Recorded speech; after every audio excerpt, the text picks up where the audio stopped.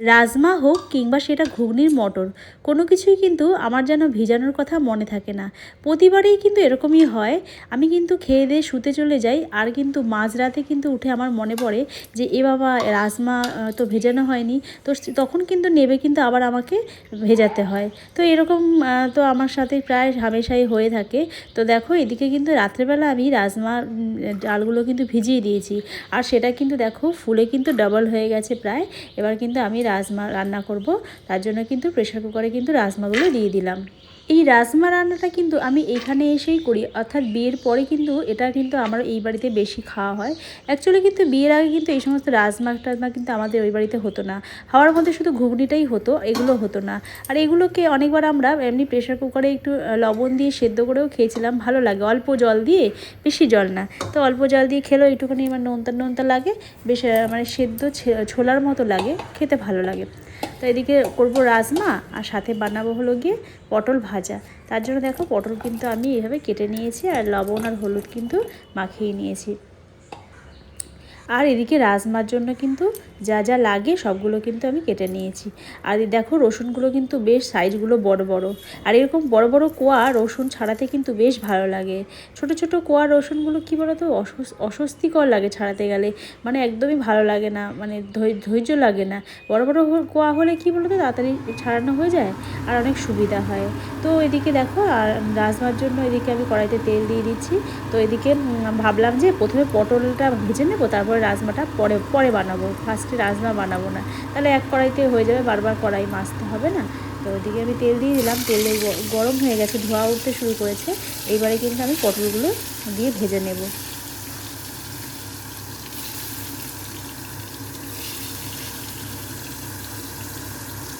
Actually রাজমার সাথে ভেবেছিলাম পটল ভাজবো, আজকে একটু অন্যরকম ট্রাই করব।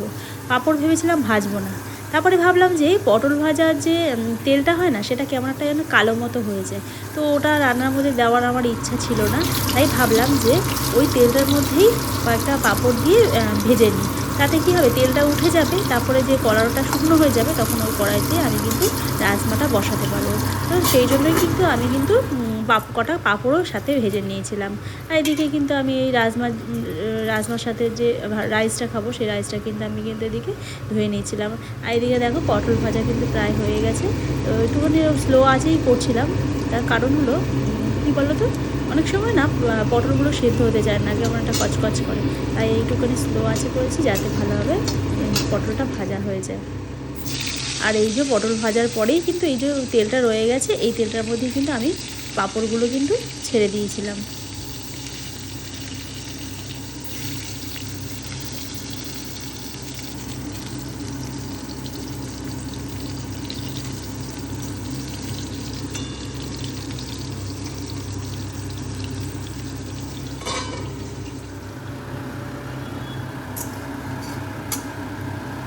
পাঁপড়গুলোকে যদি একটুখানি ছাকা তেলে ভাজা যেত, তাহলে কিন্তু আরও সুন্দরভাবে পাঁপড়গুলো ফুলতো। যেহেতু আমি অল্প তেলে ভেজেছি, তার জন্য কিন্তু দেখো পাঁপড়গুলো কিন্তু খুব একটা ফুলতে পারেনি, মানে কোনো রকম ফুলে, মানে এমনি সবই ভাজা হয়ে গেছে, তবে যে ফুলে যে ডবল হবে অতটা কিন্তু হয়নি। এইটুখানি তেলে আর কি পাঁপড় ভাজা হয় বলো, এইটুখানি তেলে যেরকম মানে হওয়ার সেইটুখানি সেরকমই হবে। তো এরকম দেখো আমি কিন্তু পাঁপড়গুলো কিন্তু ভেজে নিয়েছি। তো এরকম একটা দুটো করতে করতে কিন্তু মোটামুটি অনেকগুলো পাঁপড়ই ভাজা হয়ে গেছিলো।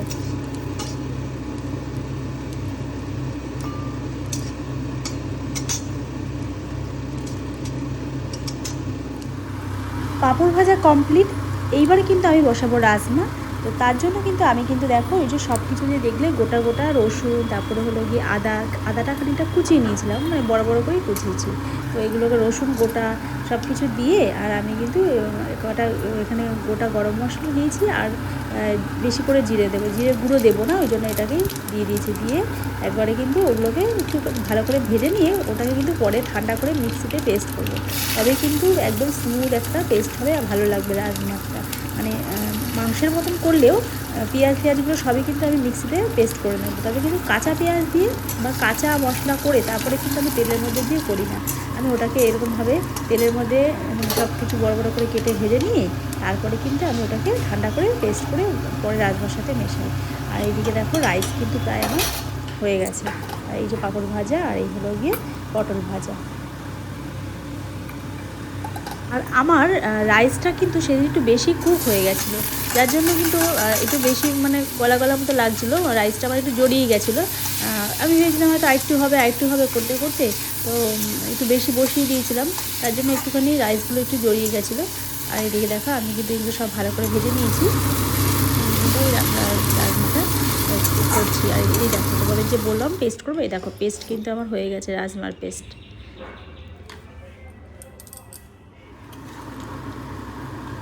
আর এই রাজমা চাওয়াল কিংবা রাজমার সাথে রুটি বলো, এগুলো কিন্তু বেশিরভাগই পাঞ্জাবের লোকরা কিন্তু খায়। পাঞ্জাব, তারপরে দিল্লি, এই সব জায়গার লোকরা কিন্তু এগুলো খুব খায়, আর বেশ ভালো লাগে, রুটি দিয়েও খুব ভালো লাগে, খেয়ে দেখবে। আর এদিকে দেখো খেয়ে দিয়ে নিয়ে আমি কিন্তু এখানে গোটা গরম মশলাগুলো আমি একটুখানি দুপুরবেলার দিকে মানে বলতে গেলে বিকেলের দিকেই বলতে গেলে, তো একটুখানি ভেজে নিয়েছিলাম। তো এগুলো কী হয়, রান্নার সময় যখন দেখি থাকে না তখন কিন্তু মাথাটা গরম হয়ে যায় চট করে, তাই জন্য আমি কি করি ফাঁকা টাইমে এগুলো ভেজে টেজে আর রেখে দেবো কন্টেনারে ভরে। আর তার সাথে ধনে আর জিরে এই দুটো একসাথে ভেজে নিয়েছিলাম। প্রথমে একটু ধনেটাকে ভেজে নিয়ে, ধনেটা যেহেতু শক্ত আর বড়, এই জন্য একটুখানি আগে ভেজে নিই, তারপরে কিন্তু আমি জিরেটা দিয়ে হালকা একটু রোস্ট করে, মাছ হালকা রোস্ট করেছি, বেশি ভাজিনি কিন্তু কড়া করে। তো নিয়ে আমি কিন্তু ঠান্ডা করে এটাকে মিক্সিতে পেস্ট করে নেবো, তাতে রান্নার সময় দিতে সুবিধা হবে। বললাম অনেক সুবিধা হয়, আর অনেক খরচাও কিন্তু অনেকটা কম হয় কেনা। গরম মশলা গুঁড়ো হয়ে গেছে।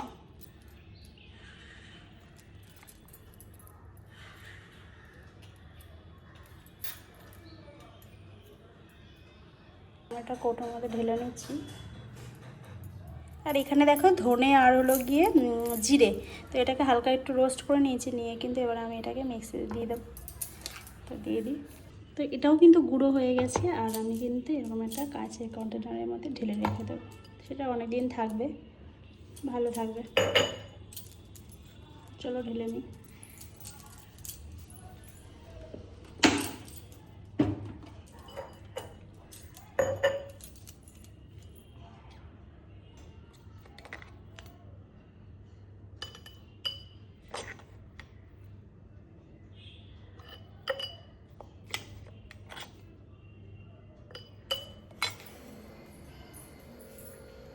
তো বন্ধুরা আমি একটু যাবো একটু বাজারে, তো কিছু আনতে হবে ঘরের জন্য, চলো যাই।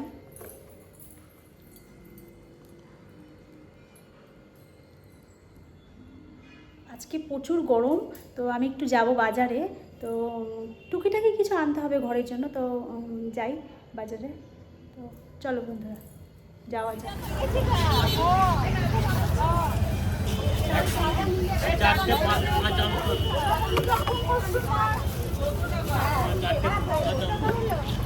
আমি কিন্তু ব্যাগ ভর্তি করে বাজার নিয়ে চলে এসেছি, তো চলো তোমাদেরকে দেখাই আমি কি বাজার নিয়ে এসেছি। বাপরে প্রচুর। হ্যালো ফ্রেন্ডস, তো আমি কিন্তু এইমাত্র বাজার নিয়ে চলে এসেছি, আর চলো তোমাদেরকে দেখাই আমি কী নিয়ে এসেছি। তো যদিও বর বলেছিল যে ও কালকে সকালে এনে দেবে, কিন্তু আমি ভাবলাম যে না, আমি তো সেই বসেই আছি, তো সন্ধ্যে সন্ধ্যে একটু যাই, একটু ঘুরে আসি। আর এখন কিন্তু প্রায় 8:30 বাজে, আমি কিন্তু বাজার নিয়ে চলে এসেছি, আর তোমাদেরকে দেখাচ্ছি কী নিয়ে এসেছি। তো চলো দেখো, এই দেখো এই কলা নিয়ে এসেছি, 5টা কলা নিয়ে এসেছি এখানে, সাথে নিয়ে এসেছি এই মোচাটা বেশ ভালো বড় আছে। এই যে কাঁকরোল, কিন্তু এই সিজনের ফার্স্ট কাঁকরোল, এই কাঁকরোলগুলো ভাজা খেতে বেশ ভালো লাগে, কিংবা সেদ্ধও ভালো লাগে। আর সাথে নিয়ে এসেছি দেখো মিষ্টি আলু, চলো ঢালি এগুলোকে। তো এই দেখো কাঁকরোল, তারপরে হলো মিষ্টি আলু, কলা, আর এই পুঁই শাক। তো যদিও জানি না পুঁই শাকটা কীরকম হবে, অ্যাকচুয়ালি কী বলো তো, এখনকার পুঁই শাকগুলো না খুব একটা ভালো হয় না, কিছু একটা ওষুধ টষুধ দেয়, যার জন্য কীরকম একটা গন্ধ ছাড়ে, মানে ফিনাইল। আমি অনেক রিস্কে নিলাম, জানি না কীরকম হবে। ভর্তি করে কিন্তু আজকে বাজার নিয়ে এসেছি আমি। আর এই দেখো বটবটি নিয়ে এসেছি, তারপরে নিয়ে এসেছি হলো গিয়ে কুদরি যেটাকে বলে, এগুলো খুব ভালো লাগে রুটি দিয়ে খেলে, তরকারি করলে। আর এই যে পুঁই শাক দেখেছো কি সুন্দর, বেশ টাটকা লাগছিলো, তো আর লোভ সামলাতে পারলাম না, ভাবলাম পুঁই শাকটা নিয়ে নিই। আর এই ফ্রিজে একটুখানি কুমড়ো পড়ে আছে, কুমড়ো দিয়ে কিন্তু ভালো লাগে পুঁই শাক খেতে, দারুণ লাগে। পুঁই শাক নিয়ে এসেছি, আর নিয়ে এসেছি দেখো শসা, আর হলো গিয়ে এদিকে হলো ঢ্যাঁড়স। তো ঢ্যাঁড়সগুলো দেখেছি একদম কচি, খুব সুন্দর ঢ্যাঁড়স, এই ঢ্যাঁড়স নিয়ে এসেছি আর অনেকগুলো শশাও নিয়ে এসেছি। এই দেখো, তো আজকে পুরো একদম দোকান বসিয়ে দিয়েছি কিন্তু।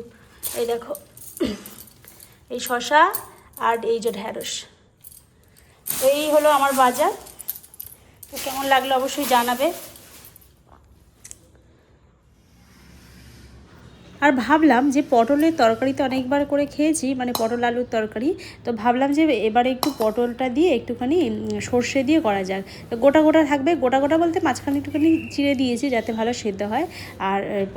আর এদিকে দেখো এই যে যেটাকে বলে পুঁই শাক, কুমড়ো আলু মিষ্টি আলু দিয়ে আমি পুঁই শাকটা বানাবো, তার জন্য কিন্তু পুঁই শাক কেটে নিয়েছি। পুঁই শাকটা কিন্তু বেশ ভালো ছিল, কোনো রকম বাজে গন্ধ ছিল না। আমি ভেবেছিলাম যে একটু ফিনাইল টাইপের গন্ধ হবে, কিন্তু না। আর এর সাথে এখানে দেখো এই যে আমি একটুখানি নিয়েছিলাম সর্ষে, আর সাথে একটু পোস্তও দিয়েছিলাম। তো সর্ষে, পোস্ত, কাঁচা লঙ্কা আর একটু লবণ দিয়েছি এর মধ্যে, দিয়ে কিন্তু আমি এটাকে পেস্ট করে নিয়েছি, মানে বেটে নিয়েছি শিলনোড়ায়। তো করে নিয়ে এদিকে আমি রান্নার দিকে চলে গেছি।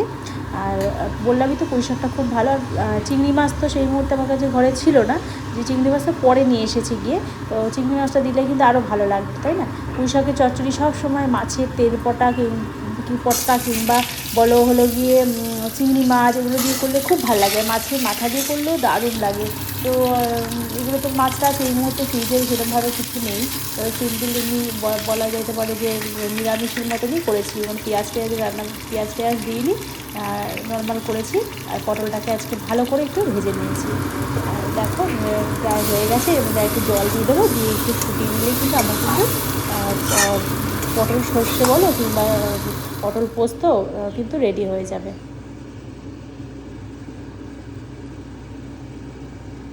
আর আমাদের এখানে তো বলতে গেলে 2-3 দিন ধরে ওয়েদারটা খুবই খারাপ, যার জন্য জামা কাপড়গুলো সেভাবে কাচা হচ্ছে না। তো সেগুলো প্রায় পড়ে আছে, ওগুলো কাচতে হবে। তো যখনই ভাবি কাচবো তখন দেখি আকাশটা একটু এরকম কালোও হয়ে আসে। তো তার জন্য অনেক কাজ পড়ে আছে, সেগুলো আর কি করা বাকি আছে, সেগুলো করে উঠতে পারছি না। আর এদিকে দেখো আমি কিন্তু পুঁই শাক রান্না করবো বলে এদিকে 5 ফোড়ন দিয়ে কিন্তু বসিয়ে দিয়েছি। তার পুঁই শাকে কিন্তু আমরা এরকম 5 ফোড়ন দিয়ে করি। আর কুমড়ো সব একসাথে দিয়ে দিয়েছি।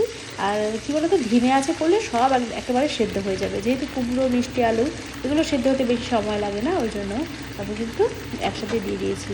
আর হলো গিয়ে কী বলো তো, এখানে না এটাকে চাপা দিয়ে দেবো এইভাবে, তাহলে তাড়াতাড়ি হয়ে যাবে। আর এমনি আলু দিইনি জানো তো, যে নর্মাল যে আলু সেটা দিইনি, কারণ দিলে আবার অনেকটা হয়ে যাবে আর সেই পড়ে থাকবে। ওই জন্য আমি কিন্তু মানে একবেলাই এটাকে খেয়ে নেব, যা হবে হবে। তো এইভাবে কিন্তু আমি কিন্তু পুঁই শাকটা করে নিয়েছিলাম।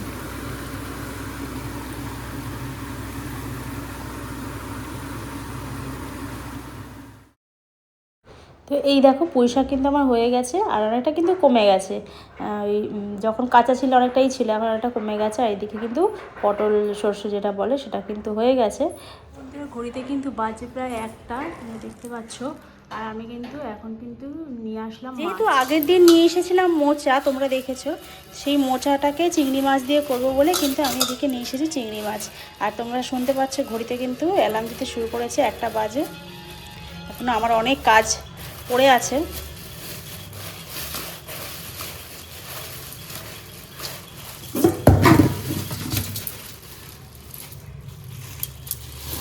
এই দেখো এই চিংড়ি মাছটা নিয়ে এসছি, ভালো আছে, চিংড়ির সাইজটা ভালো আছে।